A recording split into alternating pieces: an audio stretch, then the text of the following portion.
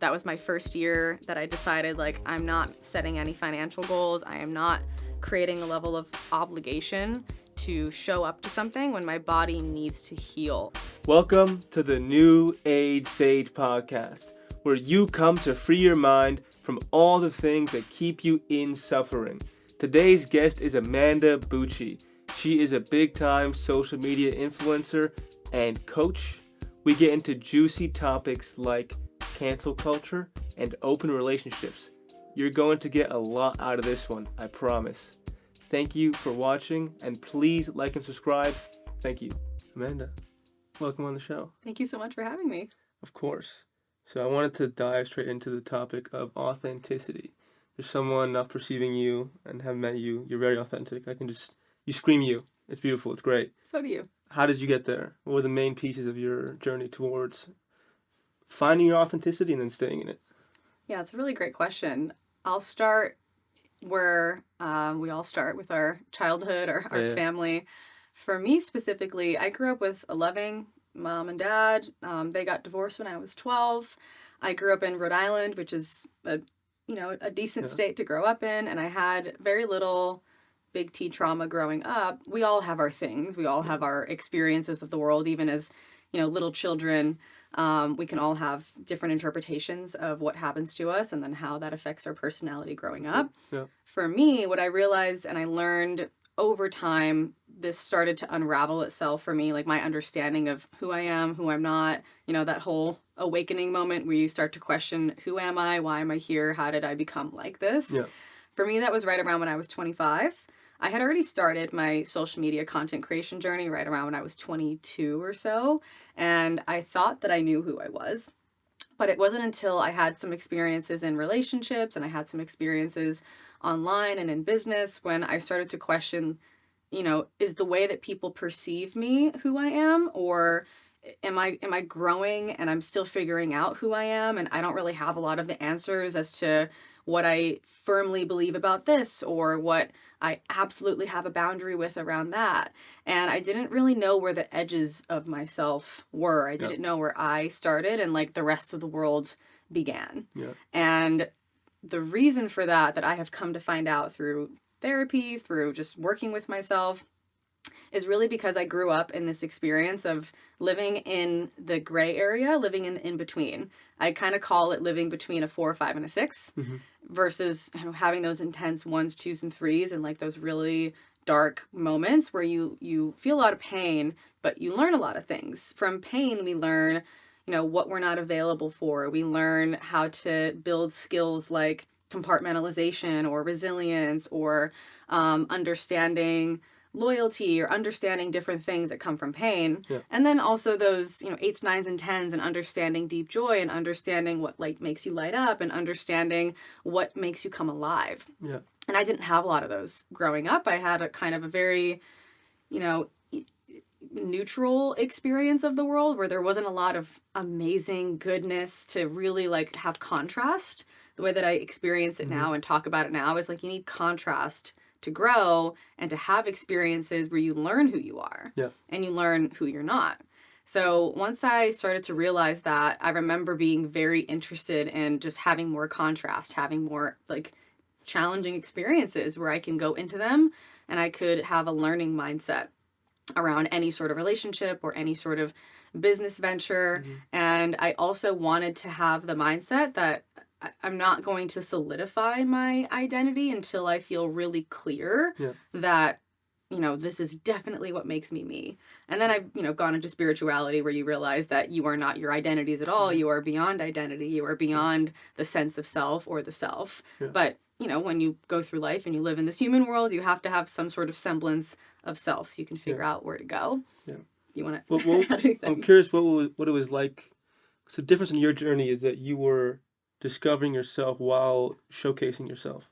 Yeah. And that's an interesting space to be. So what was that like? Like figuring yourself out, having shift identity, having certain ego deaths while having a lot of people in the world dependent on you to be a specific person. Yeah. What was that like? Yeah, it was a lot.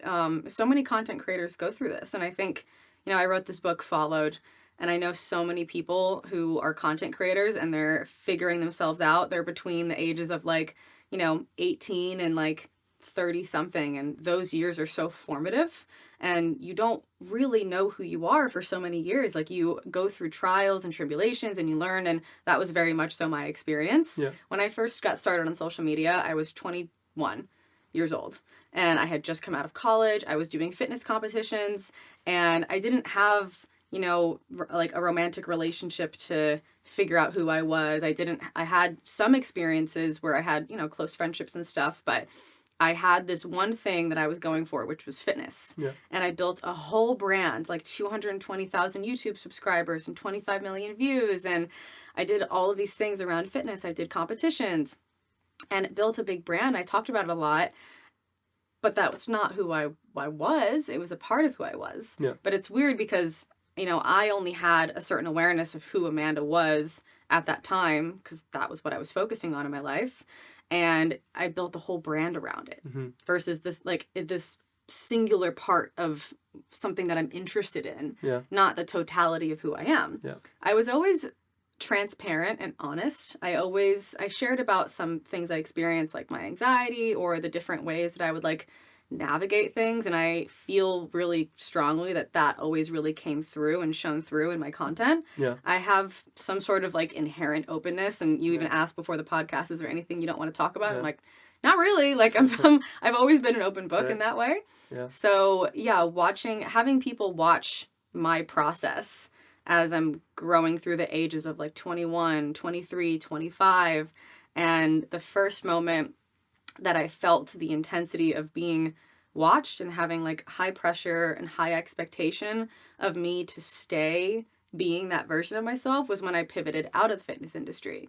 I have a very clear memory of this one time where I made a video where I was very excited to start talking about business, and I told my YouTube channel, this is what I'm going to talk about now, and these are the topics that I'm most interested in, and this is what I'm excited about. And someone commented, "This is the most inauthentic I've ever seen you."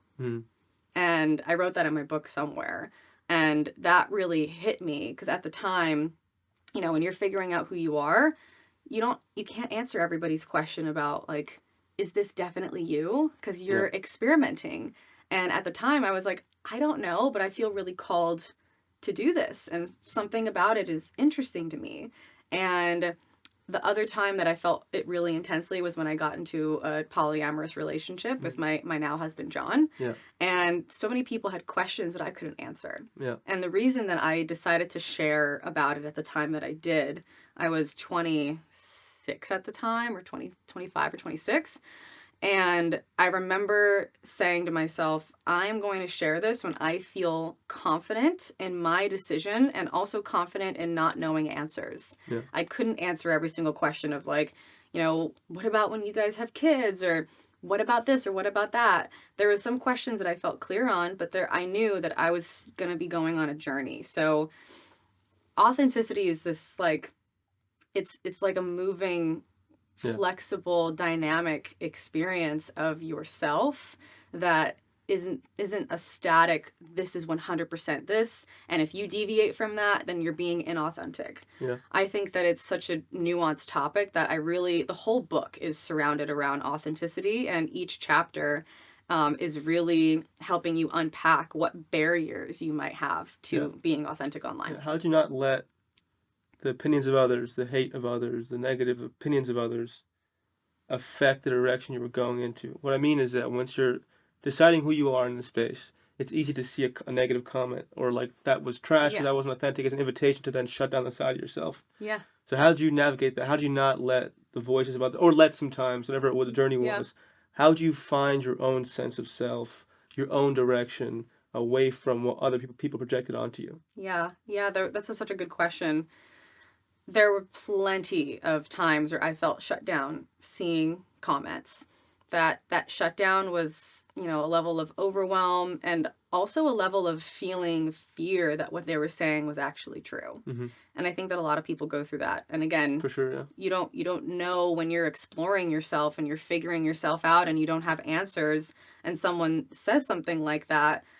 Part of the reason why we get dysregulated and shut down, or we want to fight back, or we want to argue with someone, or we want to, run away from social media altogether and hide, is because there's a deep fear that what they're saying might be true. Mm-hmm. And that's where really shadow work can come in, and also having a loving and compassionate and curious, again, mindset and perspective on how you view yourself. How can shadow work help with that?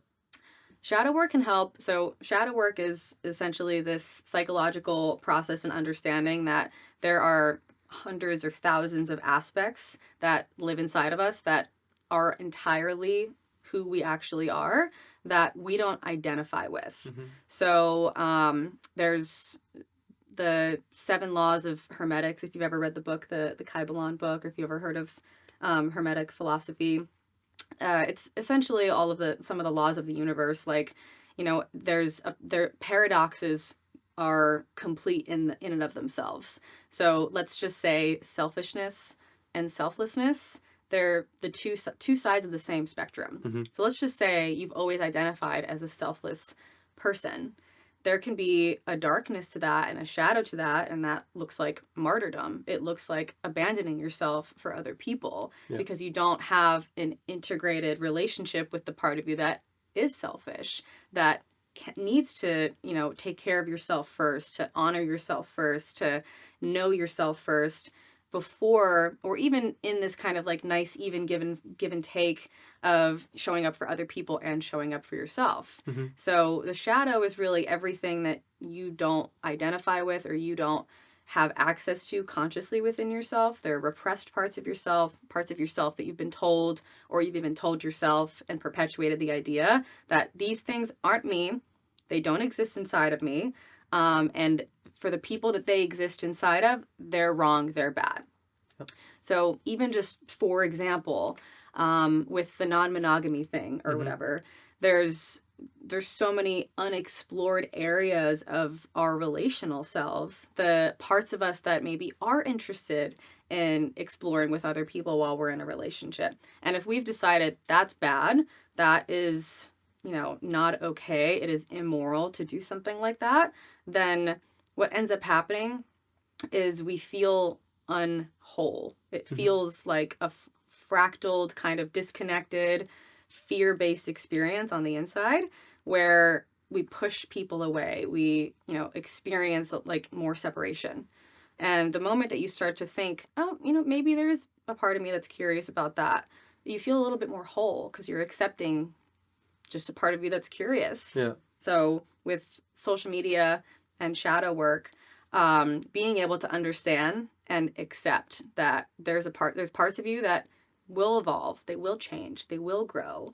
You might do something differently. Yeah. Someone might interpret your authenticity as total inauthenticity. Yeah. But ultimately, it's helpful to understand that there's all these untapped, parts of our DNA, parts of our personality, parts of ourselves, that it's actually deeply okay to grow and evolve. Yeah, for sure. The way I see it is that kind of the opposite side of it is that if someone's commenting hate and they're projecting the shit on me, because I'm able to see that myself, I can see the ugly and I can see the hate in me. If they do it, I have love for it, right? Because I've loved it myself. I can see it, and then it doesn't faze me. Yes. On the other side, if they're pointing out something, the most resistant reaction is the shit that usually is true. Right. If someone says, that wasn't authentic, you're manipulating, and if you really can't accept that in yourself, you're gonna have so much resistance to that. But the silver lining in it, in whatever you can find in getting hate, is where can I create room for love to understand why they're doing this, and 2, what if they're saying is true, and not with not defining you. It's not you're not hate, you're not a bad person, but you have the capacity for it. You could be leaning into it, and then seeing yourself, I can actually overcome this. Yeah, that's such a good point. And being able, like you just said, being able to really see what someone's saying and both hold love for them, but also the way that you get unfazed by that is really to accept yourself wholly and fully, even your mistakes, even your darkness, even the stuff that might be true. Yeah. And I think that that's such a perfect point and such a beautiful way to transcend that difficult experience of being hated on and judged. And also it allows you to keep moving forward, doing the thing that you really want to do when you actually know how to navigate. Someone might misunderstand me, someone might judge this, someone might hate me for it, but I own it within me. Yeah. Why do you think you got so much, I don't know so much, why do you think you got resistance or pushback against being non-monogamous? Why do you think there's so much resistance around it in That's a society? good question. I think that non-monogamy, we might have had this conversation when we met each other at our friend's house. I think non-monogamy starts to push against people's sense of security. Yeah. Even if it's like a sense of false security, it starts to have you question your, sense of attachment to other people and to the societal structure that is monogamy culture.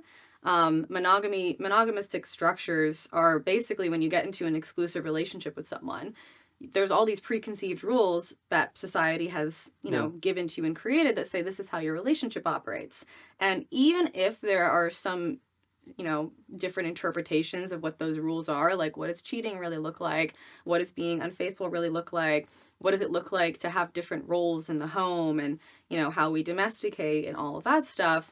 There's still a sense of safety in having a pre-created structure. Yeah. And non-monogamy says there's a lot of other kinds of structures you can create, but you have to go inside of yourself and form them on your own through self-exploration without this other, structure that can help you feel really safe. Mm-hmm. And it has you question and feel into feelings that can, be even deeper traumas from your childhood. It activates parent stuff. It can activate abandonment stuff, belonging, and it can really bring up quite a lot of emotional things that I think it's important to have support to be able to move through them. Yeah, for sure. What was your journey getting there? Why did you decide to do that? What were some of the bumps or the obstacles in your love journey to where you decided to be like, fuck what society says. Yeah. I can't follow this cookie cutter path anymore. Yeah. What were the pivotal moments in you deciding to be non-monogamous? Yeah, I think for me, I didn't have relationships where I had super intense betrayal or super intense endings of relationships that I was carrying a lot of pain. I don't think that that's one reason that people move into non-monogamy, but I had a kind of a privilege of having like a naivety of going into like, I don't have a lot of resistance to this. There's not tons of parts of me that feel closed off to doing this because I have a lot of pain to work through. I had a lot of openness. The main reason that I found it appealing was because I just ended a relationship and I in that relationship felt like I wasn't going to grow for the rest of my life. I wasn't really exploring the edges of myself with that person. There wasn't, the contrast that I was really looking for. And I think my soul was craving experience and my soul was craving to really learn through deep experience of, not just being in this super safe, super predictable thing. Yeah. I wanted it to be kind of unpredictable so I can just keep learning, keep growing, keep exploring. Like I wanted to understand myself. And I specifically remember going through my own spiritual awakening, ending a long-term relationship that I was in because it just wasn't helping me grow. And I intuitively felt this pull to end it. And then I had 2 other short-term relationships after that were extremely growth-inducing. They were short, but I had never experienced something like that before where it was just deep unraveling and unpacking of different parts of myself. They were difficult, but I was curious of that. I was like, there's a lot to learn in the challenge here. And I specifically remember looking up at the sky and I was like, bring me something difficult. Bring me something interesting. Bring me something challenging because I want to learn. I've always had a very open mind. I know that my open mind is always something that felt inherently true to me, even if I didn't know for sure that my orientation was poly or like I'm a non-monogamous person by nature. I had a lot of exploring to do to figure that out because so much of it is theory until it's put into practice. Yeah. I have no bad feelings or anything towards the situation. I just want to add nuance and like if someone thinks differently, just ask the question. Go for it. What do you say to people who would just categorize that as, hedonistic or undisciplined? Yeah, that's a great question. What do you say to that? To me, it's not about sex at all. It's not about just pleasure. To me, it's about deeply honoring what feels authentic and true to you through a compassionate lens. It requires a lot of discipline, actually. It requires intentional inner work and a deep commitment and devotion to deep honesty for things to work. Yeah. In monogamous relationships, you can be undisciplined in many ways, or you can, repress parts of yourself or hide parts of yourself. I think both styles just have their own very different experiences. But for myself anyway, in my relationship, it's always been a very deep devotion to how can I be as honest as humanly possible? How can I observe when I feel scared to be honest? And how can I lean into that with my partner and have the conversations to clear out, like, why do we feel scared to be truthful with each other? Yeah. Why is that? What's that disconnect between us or within our individual selves? And the level of devotion to the communication and the work required to even navigate those spaces is actually pretty high. Yeah. And once you move into a space of foundationalizing in your relationship and learning and creating a deep sense of safety for everybody, it's actually really beautiful to have more love. Yeah. Just like it is to have more friendships and more community and more people that you can lean on for love and support, and that you can explore love in different ways. Yeah. And it is very confusing to wrap your head around when you haven't, explored those areas yet. Yeah. And I totally understand that it can feel like, well, why do you just want more sex with people like that? That seems very hedonistic and like you just want more ice cream. Like, you know what I mean? For me, why I haven't done it personally is that, like you said, it's people perceive it's easier to go down that road. I think it's harder, right? Because it's much harder to do that because it requires. Because I really believe love's freedom. Love's truly freedom. Yeah, it's that when you love someone, that they should have the freedom to do whatever they desire. Because you love someone, you can't control them, right? That's the way I see it. Therefore, an open relationship to some degree is a high expression of love because, we have desires, human beings, even if it's not sexual, if it's romantic desires, we get crushes, right? Yeah, it happens. Even if you can just talk about it, and not take action. Yeah, so it's like if these things happen and actually requires more difficult conversation. It's a harder and more effective lesson in learning how to love. And love is also boundaries too. Love is also being able to say, this is what I am available for, and this is what I'm not available for, and this is what I'm open to creating availability for with you. Yeah. And it's a challenging thing to really feel into, like, love is purely freedom and being able to do whatever you want. And the counter argument to that would often be, well, you can't just do everything that you want whenever you want, because then you hurt people. But love is also collaborative. And especially when you're in a relationship with another person, it's like, how can I be my full self while you also be your full self without crossing your own boundaries? And I think that's the biggest thing, is that it's extremely important it's not just one person that, like, wants to fuck a bunch of people, and this other person that is suppressing their true needs and desires for safety and monogamy, and it's just like this manipulative thing. It's like, okay, if that's what you want, there's ideally some version of myself that wants that as well. How can I create space for you while you create space for me to feel deeply safe, considered, loved, honored, and also vice versa? How can we do that for each other if that is the dynamic? Take me to a challenging moment in that dynamic that really tested your ego and your ability to love. Yeah, great question. One of my most challenging moments for myself was coming directly up against one of my own patterns, which is this experience of being a good person and having the identity of being a good person, and finding my own moments where I lied and was out of integrity with my partner. I was exploring with somebody, and I felt like if I shared how I really felt and what I was really feeling and going through, then my partner would be really deeply hurt. There was some deep people-pleasing patterns that I had to move through, and in that pattern, the pattern said it's not safe to really share how you truly feel, and in that you can hide and suppress it and, like, make it, so it's not as honest as it actually is, because it's not safe, it's not okay. And that, I think, was one of the biggest growth moments for me, of realizing it's actually worse to be dishonest. It's actually worse to revoke the opportunity of someone to have the full truth of their feelings in receiving your full truth. And I think that was one of the biggest growth moments for me, because it helped me really moved through one of the biggest patterns of my life that has taken many, many years to unravel and unpack, and seeing all the little places where people pleasing would show up in ways where I would abandon my own needs, suppress my own needs, or even, present myself as a good person when there were parts of me that were actually hurtful. And I needed to come to terms with that. And my ego was super tested with that. It was, that the ego did not want to face the fact that, like, oh yeah, your behavior was actually hurtful, and you need to take responsibility for that. Yeah. Is there any discomfort when you or your partner says, I have feelings for someone else? Is that like, yeah is everyone comfortable? How do you deal with that? Yeah, there's been discomfort in the past. Now we're at such a foundation place. How did we get there?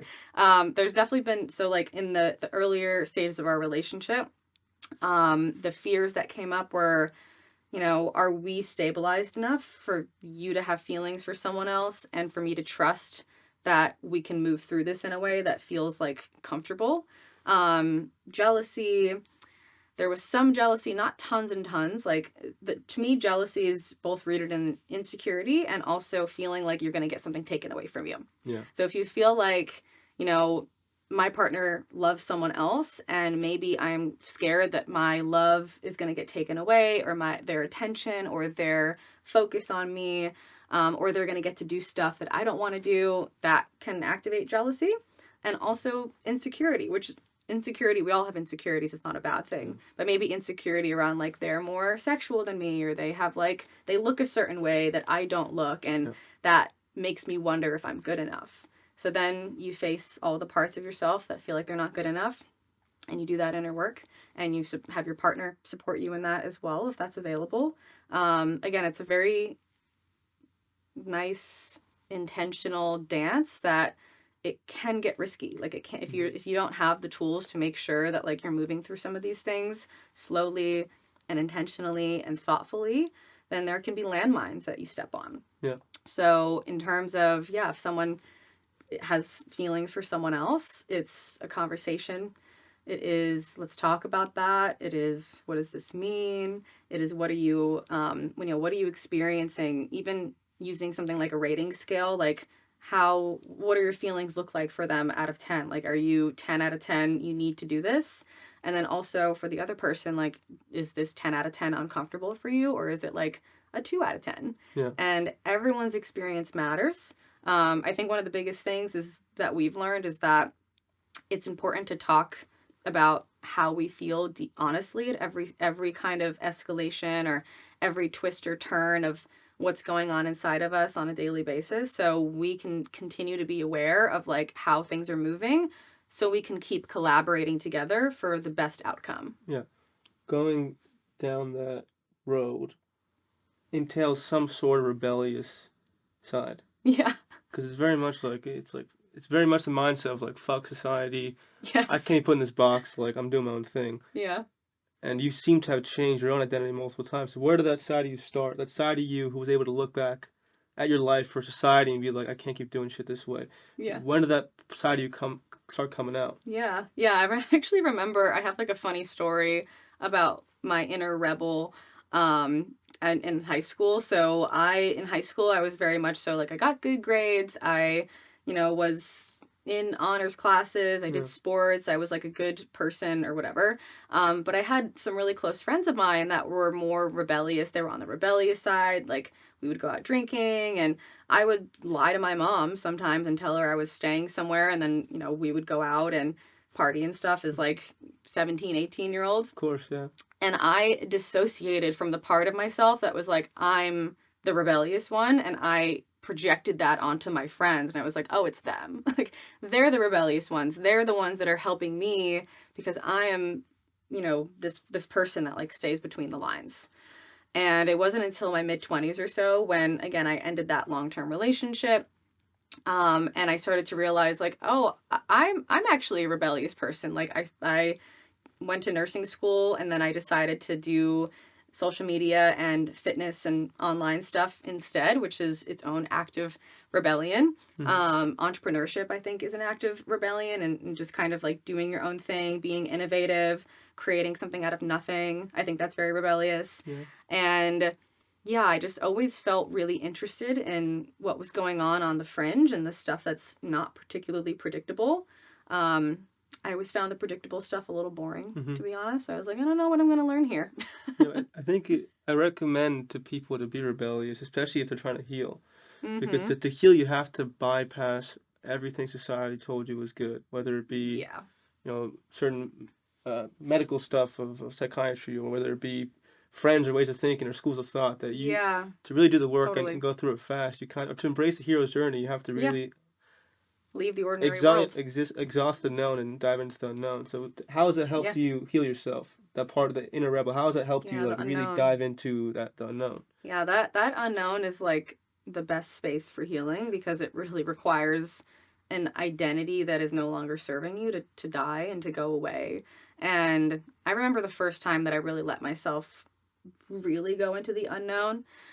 It was when I was hitting burnout in my business. I was scaling my business coaching business. I Mm-hmm. scaled it up to 7 figures. I had a team of 8 people, and people were, offering me praise and like validation online for, wow, you're doing so well. You're so successful. I remember feeling like, okay, people know that I am like a model of success in this way, and they're modeling their businesses after my business.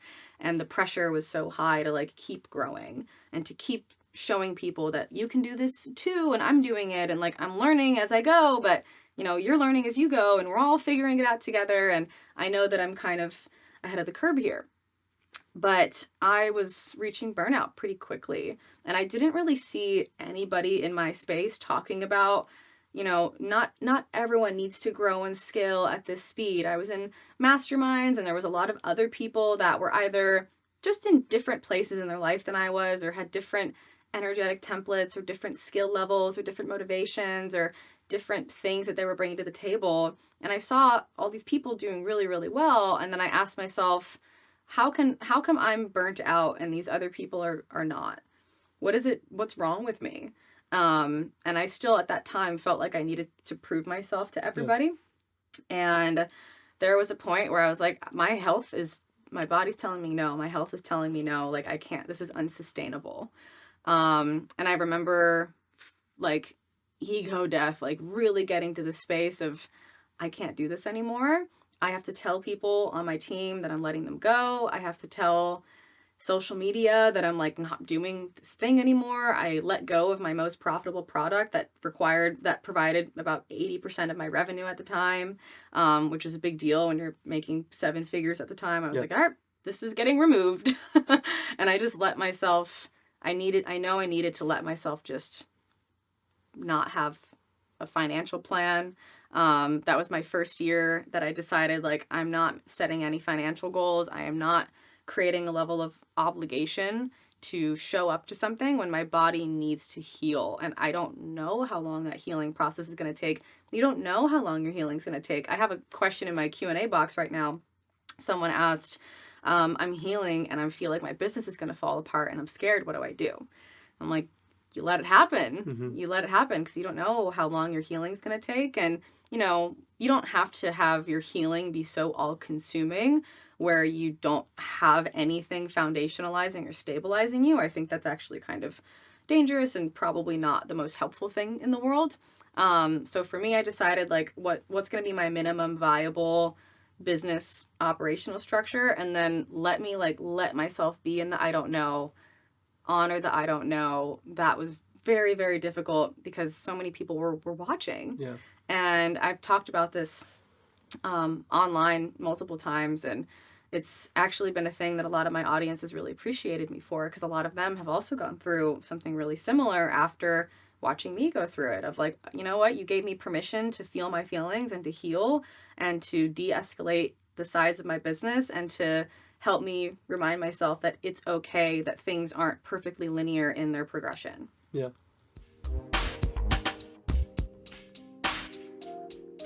I'm going to give you a break to digest all this amazing information.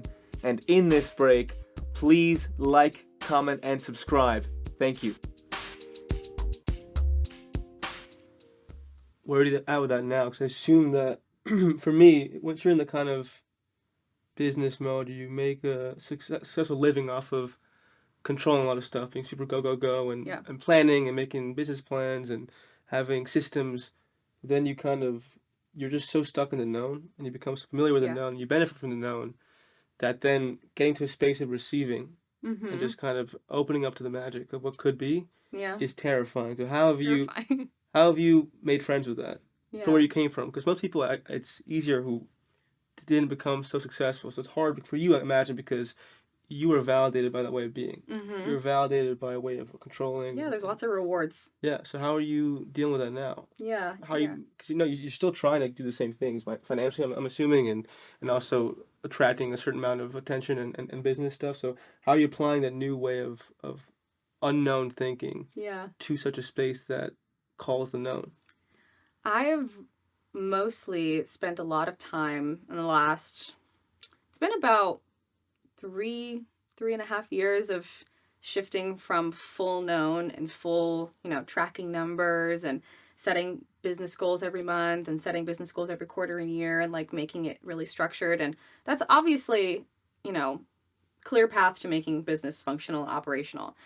What I have reoriented to for myself that feels better for me, is still having, a vision for what my business could look like, but really orienting myself around not just how I feel, but like how I want my overall life to look and feel at any given point in time, while also being devoted to being my best self, my biggest self, and really knowing that a lot of, being my absolute best self, whether it's like writing a book, it takes a lot of discipline.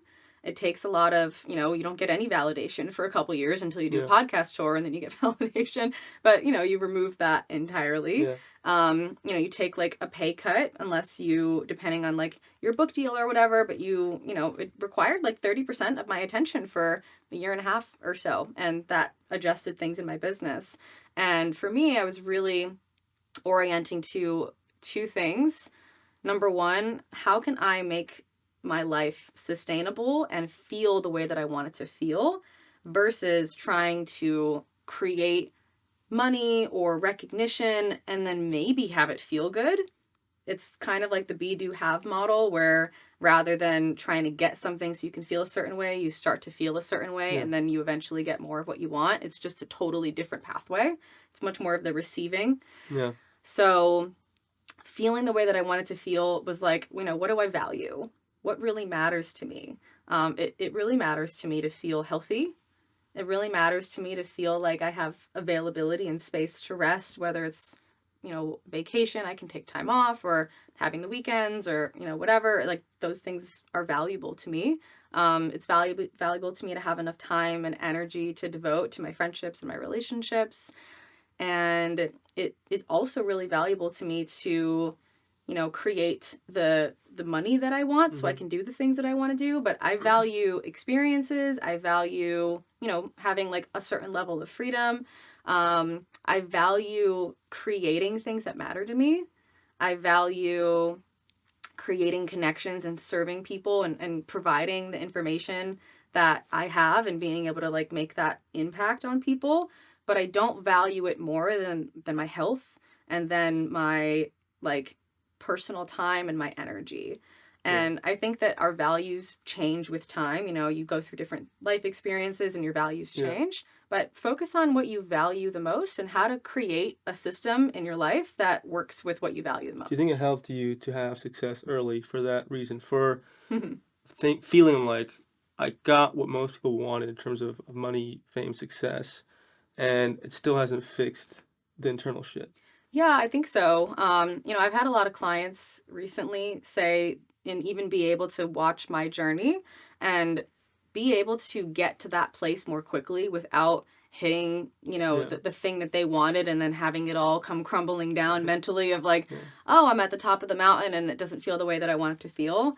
So it's cool to see the ripple effect of, sharing your story on social media and having people come to those realizations more quickly. But yeah, I don't think, I didn't have anybody telling me, hey, Amanda, you don't need to do it this way.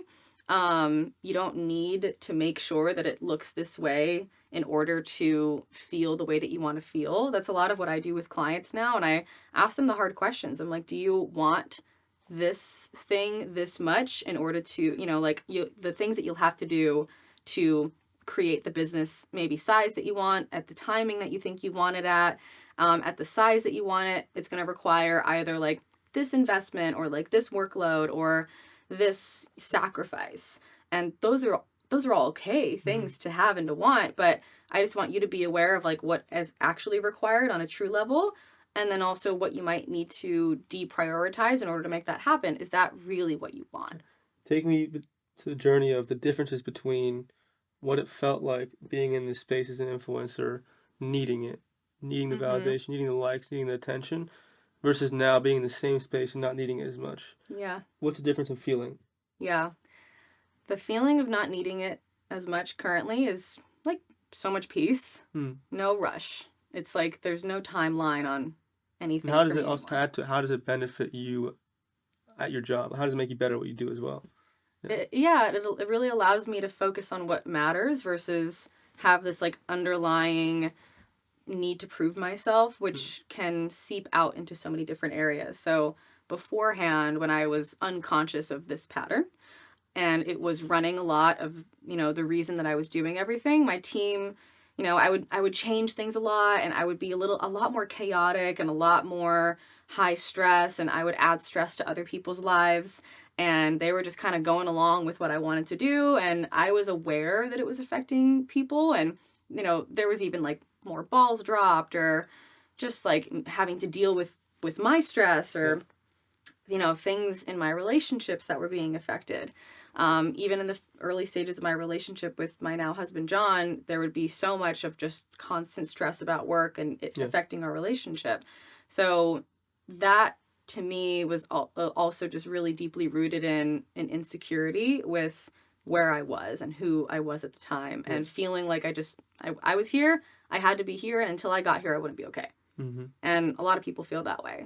And now I feel like I'm here, and I want to be here and here and here, and I'm excited. I know it's coming. There's no rush. I can be at peace with being here. And that's the key difference, is being able to be accepting and at peace with where you're actually at, even if it doesn't mean that you're not going to keep growing and that there are parts of yourself that you want to change or evolve or skills that you want to build. But if there's like a resistance and a turmoil to the present moment, you're never going to feel the feeling you're looking for. How would you let your body get there? Because it's easy to intellectually say, I want to appreciate where I'm at, right? I want to love right now. Then your body's so stuck on, like, I need to be at this fucking manifested point so I can feel good about myself. So how did you go about getting your body to be okay with that too? Yeah. Somatically feel like I'm okay with right now. I'm okay with believing this thing's going to happen, but also enjoying where I'm at right now. Yeah. I mean, somatic therapy was really helpful.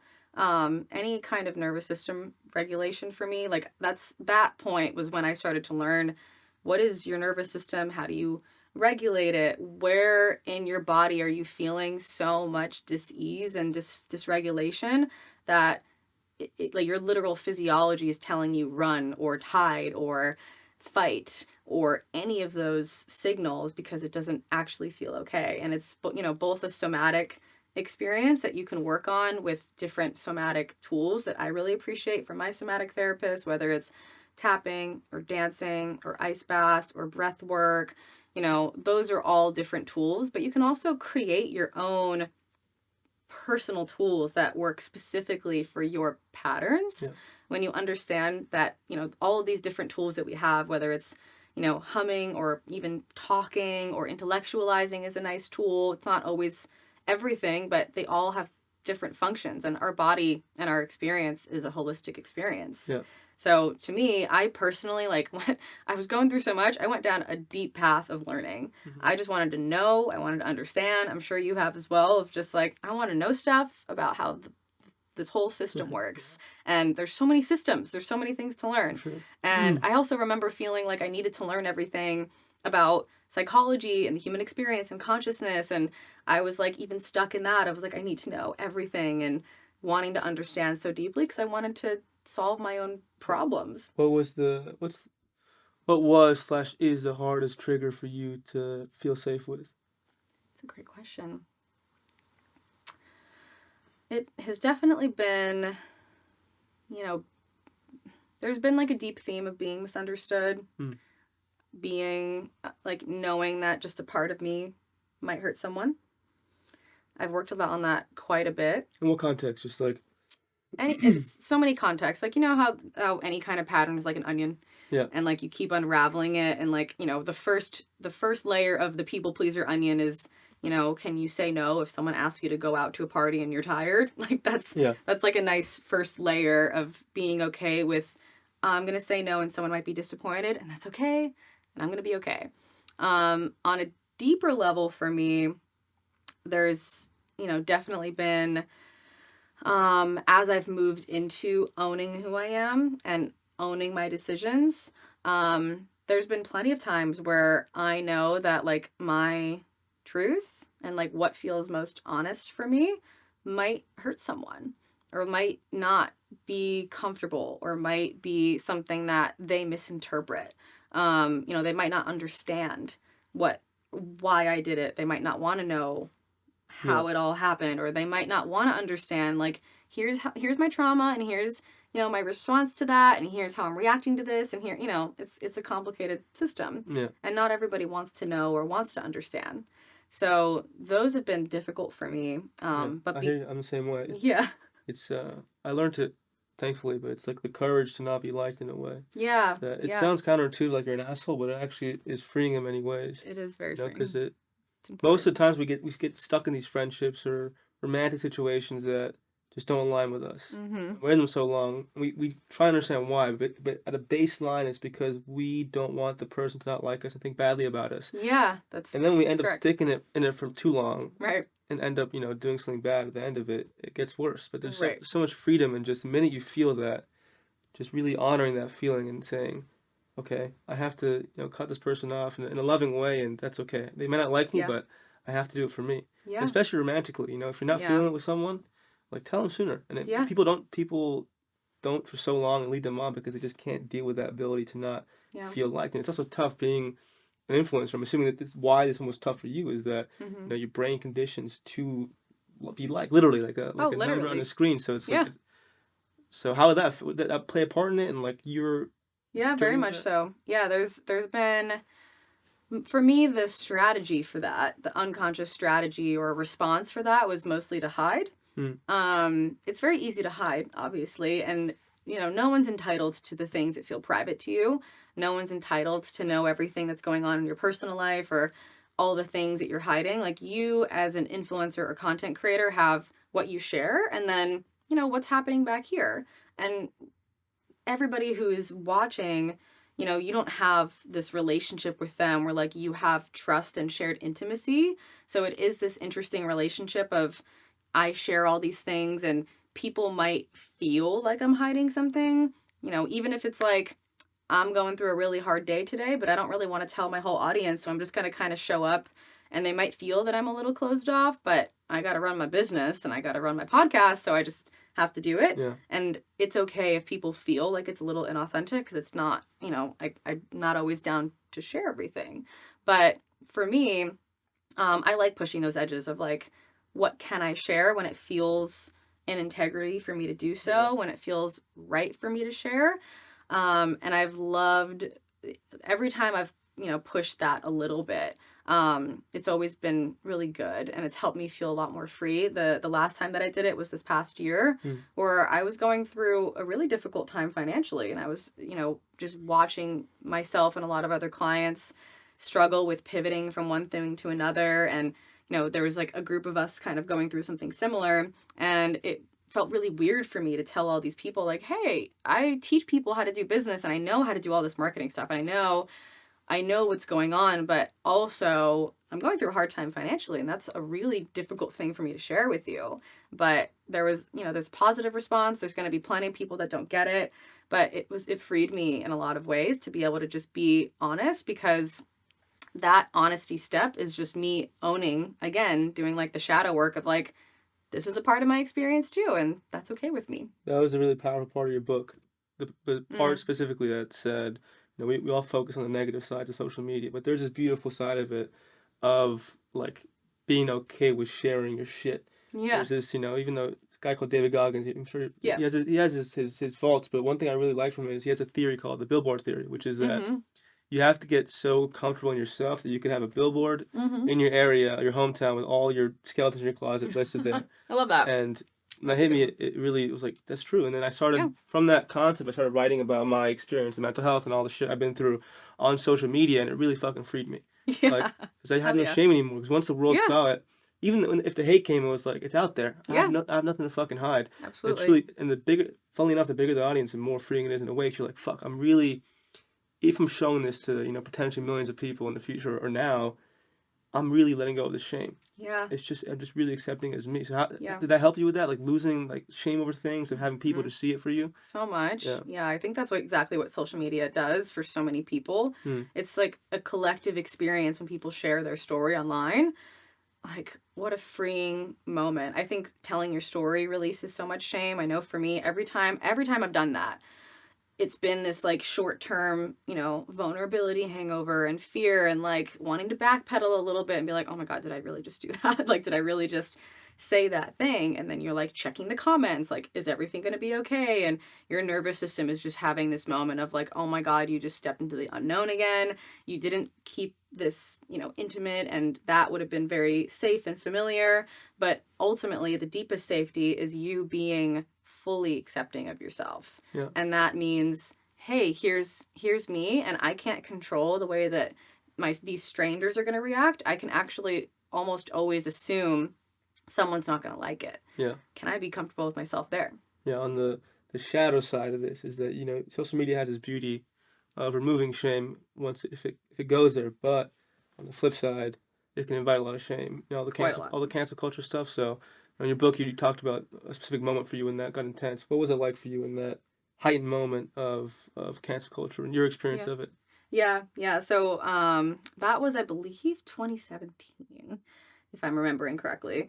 I was 24, Mm-hmm. and that was like the first year that I pivoted from fitness to business. So my audience was like very skeptical of like all the marketing tactics. Like, hearing marketing jargon for the first time is like, is this manipulative? Which is like a lot of marketing can be.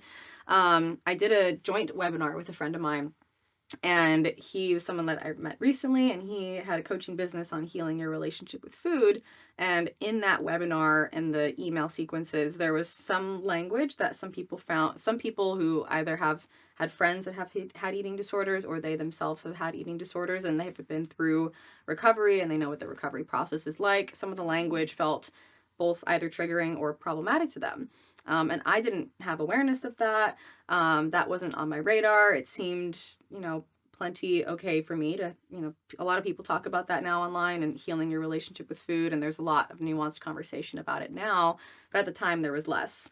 And there was, from that, screenshots and like a 3-day kind of cancellation moment for me, where people would talk about, Amanda's trying to profit off of people that have eating disorders. I'm going to call the police. Like, this is really awful. And, it created so much shame. People would start talking about my body and my boyfriend, and like they started bringing in things that were like not constructive. Yeah. And in that, I think that so many people, like, the expectation is take accountability, own up to it, and just say you're sorry and own up to the fact that you did something wrong. And in that, there's even if you're in a conversation with someone that you really, really trust, if you feel attacked, you're probably going to get defensive. Yeah. And there's not really room for that in social media relationships when stuff like that happens. And nobody is really talking about that flip side of the deep shame that can get incurred when you are in that experience. And you have to work through a lot of that, because it can cause a lot of people to just want to hide. For me, there's still places where I feel like, okay, if I talk about this and I don't have, I'm trying to make sure that I have like this disclaimer and that disclaimer. It's created a lot of like need to over-explain myself. Yeah. And need to make sure that there's like consideration for everybody, which is often like that over-explaining energy to try to make sure that I am communicating in a way that is preventing the most harm, but also, saying things. You can't always add disclaimers to everything. Is there some level of PTSD? Oh yeah, for sure. There was for a while. I mean, people will often just freely cancel people with no, Remorse. understanding of Yeah. how it can feel. So how did it really feel for you in that moment on a very human level? Yeah. And how does it still affect you now? Yeah. In the moment, it felt jarring and shocking, and like someone stabbed me with a knife and like twisted it and kept twisting it and like didn't care how I was experiencing it because I, must be punished. Yeah. And it felt like I was backed into a corner.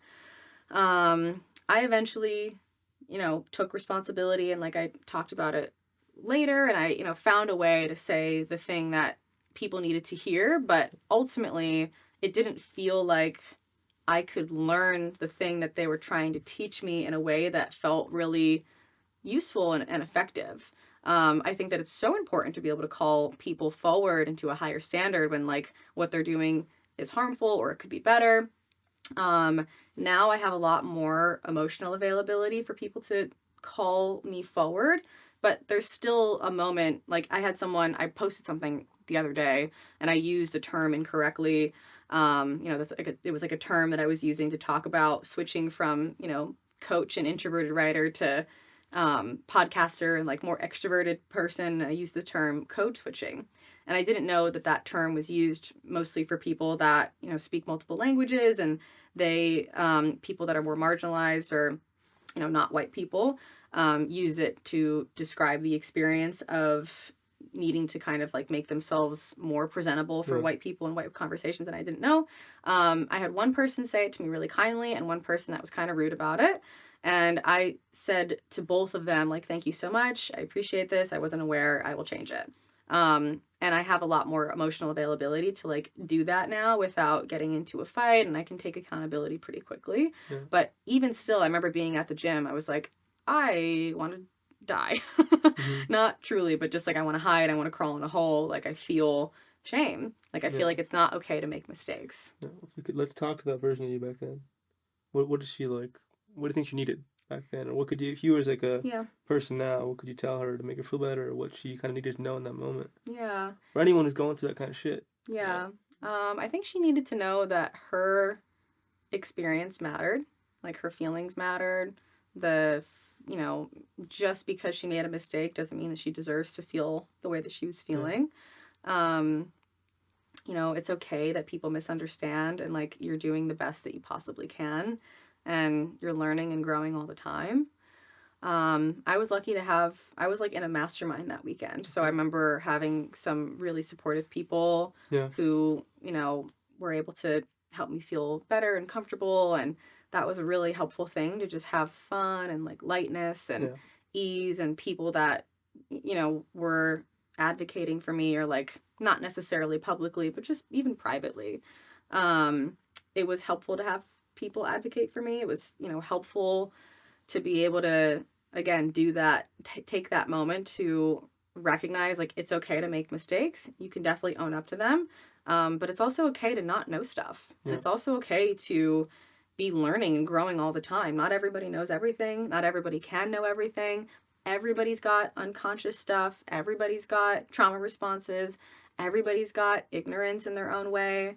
I think that's a huge thing for so many content creators now, especially since 2020, when it became no longer viable for creators and businesses and brands to hide their political stances and all of that. And a lot of creators and businesses needed to be more transparent about where they stood with things. And, that also created a lot of intense energy for people. Yeah, sure. The problem I have with cancel culture is that like you, I think we're two extremes. Either we just hate on it, like fuck cancel culture. Me, is like there's real shit going on. It's worth the sensitivity, 100%. Yeah. But the problem I have with it is doing my own healing. Right? Is that in healing my shadow, I've done fucked up things in my life. I've had a huge ego. I've destroyed people. Like I've deep down in me, I'm not a good person in many ways. And I've had to. The only way I overcame that was losing shame. It was truly like seeing it for what it was and giving myself enough love and courage to allow myself to heal those parts of me. Yeah. So if that's the internal role, right? For me, the external represents it. So if we are encouraging someone to heal and fix their shit, the worst thing to do is shame them and be like, Worst thing. you're a bad person, you're terrible. Like, that just makes you stuck in it. It It makes just you fulfills traumatized. that prophecy of like, yep, I am, so I'm gonna do bad person things. Exactly. So the thing to do is that we have to believe in we need a rehabilitation culture. Yeah, I agree. Where it's like, I have no call me out on my shit. I have no problem with it. Obviously, don't do it too hatefully, but like, Yeah. call me out, but then give me the opportunity to integrate it, to heal from it, and Yeah. love it. Like, I can't get anywhere.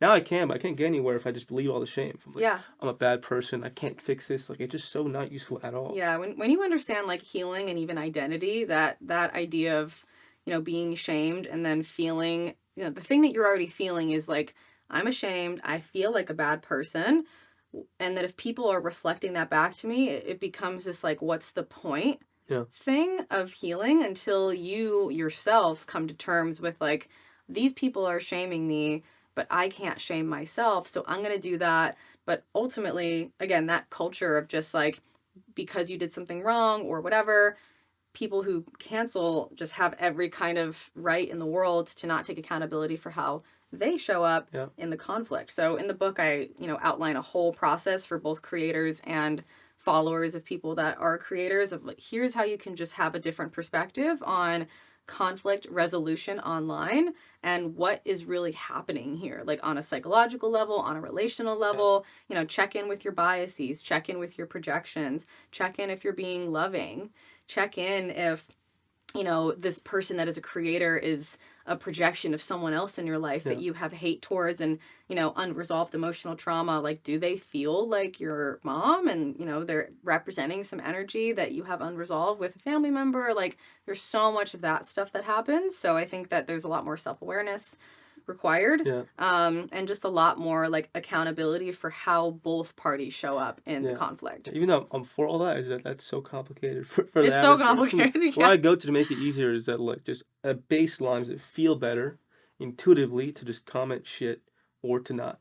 Like, what feels better at a baseline? Just that's what we all have the trigger. I'll see some shit online in the the bullying me or the not so nice person me, we like want to comment some shit. I look at myself like, no, like that just I'm not doing that. I'm not gonna. It doesn't feel good. It doesn't feel good to be mean. It feels better to be kind.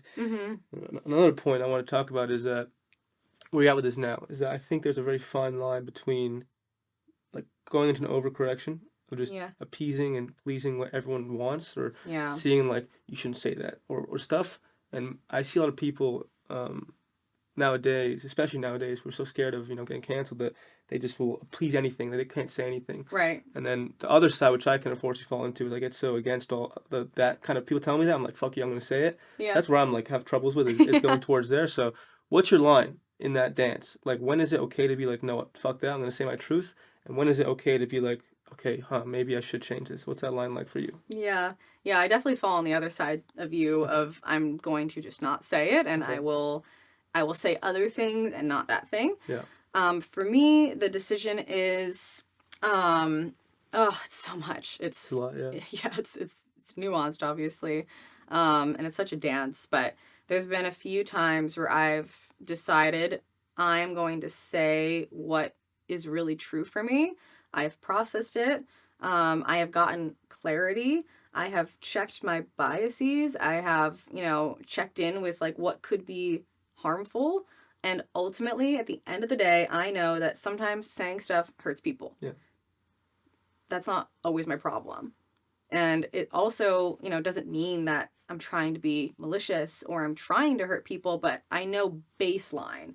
Some stuff is going to hurt people, even if it's coming from a good place, because the way that we can get triggered and activated is so much, just because someone says something that hurts you doesn't mean that it's actually them hurting you. Yeah. So I know that at my core. And there's this kind of like discernment of, I think that saying this will help enough people and also allow me to be authentic and true in my conversation and not hide a part of myself because I'm, nervous to hurt someone. Yeah. It's a nuanced process of deciding how authentic will this allow you to be? How important is it to add this level of context to the conversation? And, how much is it at a certain point not really feasible for you to create a conversation that doesn't say this thing? Yeah. How are you still having like what happens in your body when you see a potential new hateful comment or like this is offensive, all this kind of stuff, is there still a party that lights up a bit? Is there still a party that's Yeah. reactive? Yeah, for sure. Yeah, Yeah. I haven't cleared 100% of it. There's so much of it that I have. I think it's not even just about negative comments in totality anymore. It's more about what gets said. Yeah. There's plenty of things. I'm restarting my own podcast, and there's plenty of things I have to say that I feel nervous about still. And there's plenty of things specifically like open relationship stuff in general. Why do you feel nervous? Just you don't want it to. There's just a lot of context that, Okay. you know, I recognize that the way people will hear some things will hit a certain part of them that hasn't met themselves yet. Yeah. And it will activate them. And, you know, I've had many people over the years come back and circle around and say, like, I've unfollowed you. What you said was triggering and difficult, specifically money stuff, business stuff, relationship stuff. But I've done my work now around that, and I'm sorry that I projected onto you. And I always circle back with, like, it's all good. Like, Yeah. there's a part of me that is very happy to be a part of someone's growth experience in that way, even if it means getting unfollowed. Yeah. But that's how we grow, is like we hear unknown things that we don't understand, especially with consciousness.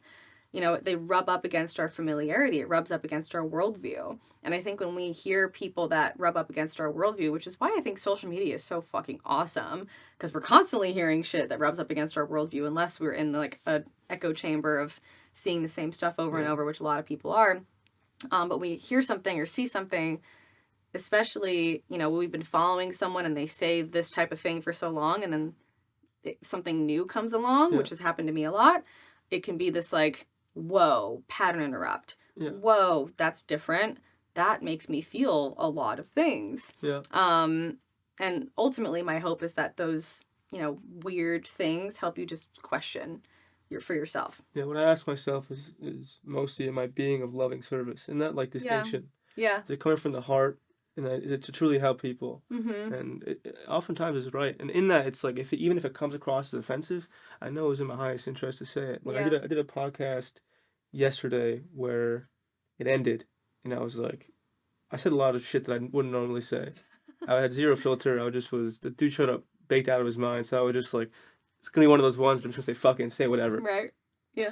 But now looking back, I can say I wasn't in loving service. I was speaking from bias. I was speaking from hate. Yeah. And that's when I look at myself with accountability, being like, yeah, it's not good. Yeah, It's totally. It's that distinction right there. Totally. Do you Yeah, feel that's a great distinction. In a way where like it's coming from the heart or it's not. Yeah, coming from the heart of like, I really hope that this is supportive for someone versus I have an agenda. Yeah. Like my agenda is, you know, even if you feel unconsciously like I'm saying this on a podcast, but I'm ultimately saying it to someone that I hope is listening, that I still have this like unresolved thing with or whatever. Yeah. I made this TikTok once. The audio was, I could have said blah, blah, blah about, you know, my ex-partner. Like I could have said that they're this, and this, but I didn't. I said we grew apart or whatever.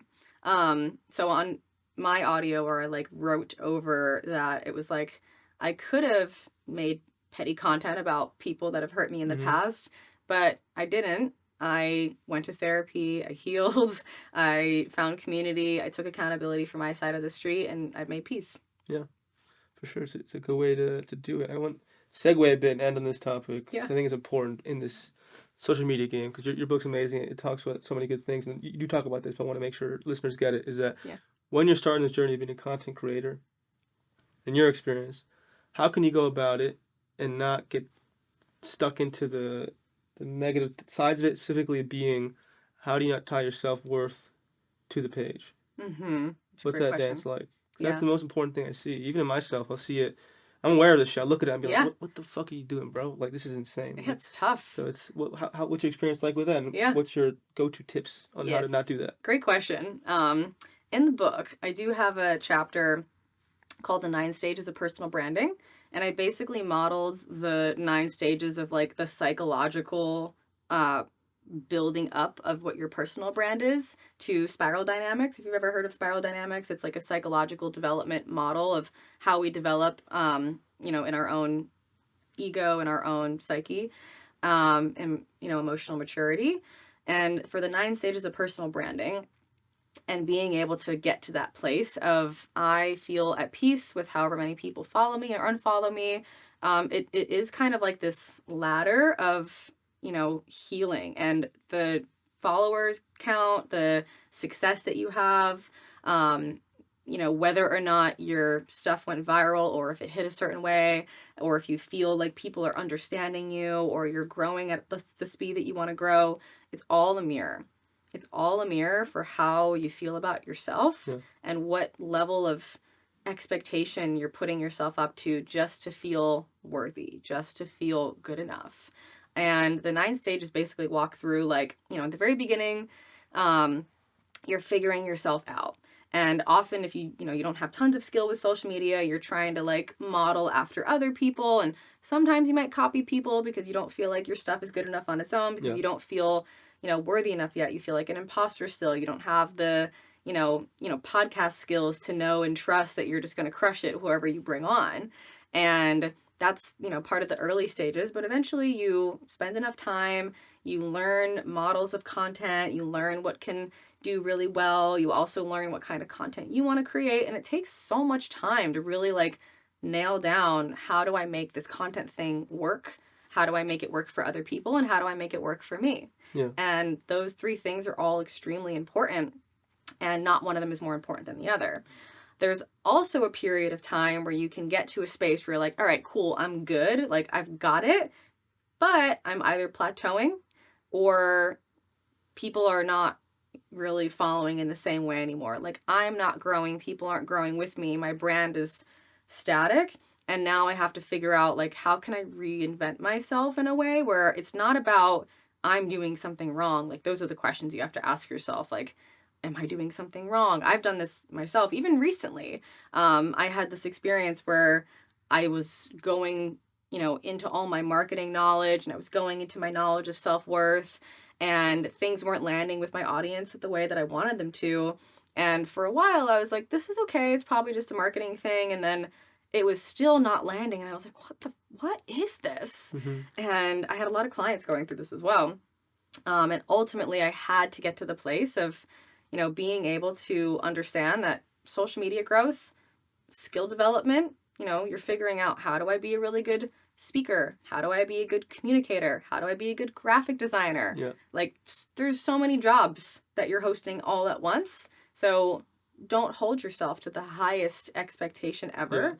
Yeah. It's also really difficult to be seen to be a student in front of people. So that's another thing to do, shadow work with, of like, can I be seen to not know what I'm doing? Yeah, I hear you, and I agree. So I started off as a writer, so I was just putting up articles all the time, and because it wasn't on social media, I did put it there. I wasn't expecting that. Yeah. I didn't give a fuck. I was just getting good at the skill, because it wasn't to do with that. Then once I moved into like reels and videos and short form content, then I noticed all that stuff coming in. Yeah, you're being watched now. Yeah, all the stuff that wasn't the case before. And it's exact. Hearing you say so brilliant is that it's the same shit. It's a skill. And writing's a skill. Coding's a skill. Like, being a content creator is a skill, but like any skill's gonna take time to get better at it. Therefore, you gotta give it time to grow. You can't attach to, if you're getting 6 or 7 likes in a video, because it may change. It's tough because it's engineered in a way psychologically to trigger all those things in you, so it's inevitable. It's wild. But you just have to. It's a great point. It really makes a distinction of, you're getting better, and you have to let it tell its tale. Yeah, and just knowing that it's gonna trigger all your self-worth stuff, and knowing that, like, it's just a mirror for you to work on it. Yeah. Towards the end of the 9 stages, I talk about just like the transcendent stage of, at a certain point, you've done social media for long enough. Like me, like, I've done social media for almost a decade now, and I've had a podcast, and then I stopped my podcast, and then I've had a YouTube channel, and I stopped my YouTube channel, and I've had a few businesses, and I've stopped them, and people have watched it all.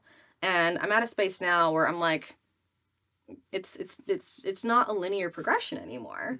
And it never really had to be at the end of the day either. And now I recognize that it didn't have to be like always growing, and if I'm not growing, then I'm dying. For the last few years, every single week, couple hundred people unfollow, couple hundred new people follow. Doesn't matter anymore. Like, it's just a fluid dynamic, thing that's happening, and you can totally have goals and desires and interest in being more seen, more recognized, and all that stuff, but know that, keep learning your skills, keep growing, keep being open. Even checking in with like, how emotionally available am I to be seen? Yeah. How would I feel if that many people followed me? Yeah. Can I do that work ahead of time to feel even more emotionally available, to be like fully witnessed, fully watched, all of that stuff? Because that will also unconsciously prevent you from like really creating the space. Yeah, I want to end on this question is that, just to close these loops in people's brains that they have, is that we had this conception that when we get more followers, a certain number, when we get more likes, when we get more attention in that way, that we'll become happy, that we'll become healed in a way. In your experience, how untrue is that? Yeah, it's very, in the beginning, it feels like belonging. And it kind of supports that Maslow's hierarchy need of, what I have to say matters. And I feel like I belong somewhere, and I feel like I'm making an impact somewhere. But ultimately, if you're receiving that entirely from the outside, and then you start losing followers, or your likes start to go down, or you start, changing what kind of pictures you post or videos, and there's less of that, like, in abundance of likes and whatever, then you will start to feel exactly how you felt before on the inside, because it's an inside job, not an outside job. So the thing that I found is the most helpful is to not allow the positive comments or like the big, increases in followers or whatever, or the decreases get to you nearly as much as your own inner experience. Yeah, I had to learn the hard way that the praise is just as dangerous as the criticism. Yeah, it's the same shit. So. It's the same thing. The same side of the coin. So, but thank you very much for coming on. People are gonna learn a lot from this, especially in today's day and age. What you're doing is so important because it's such an untapped into topic of how to do this the most like fucked up egoistic game in the most healing way. Super egotistic. But you can do it. You can do it in the way that you explain so beautifully. You can do it healing wise. So it's 100%.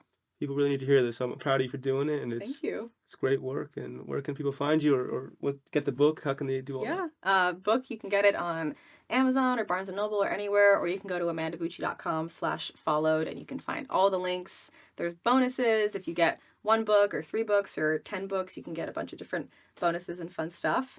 And then I am at Amanda Bucci on Instagram and all the places. Great. Thank you again. And thank you for having me.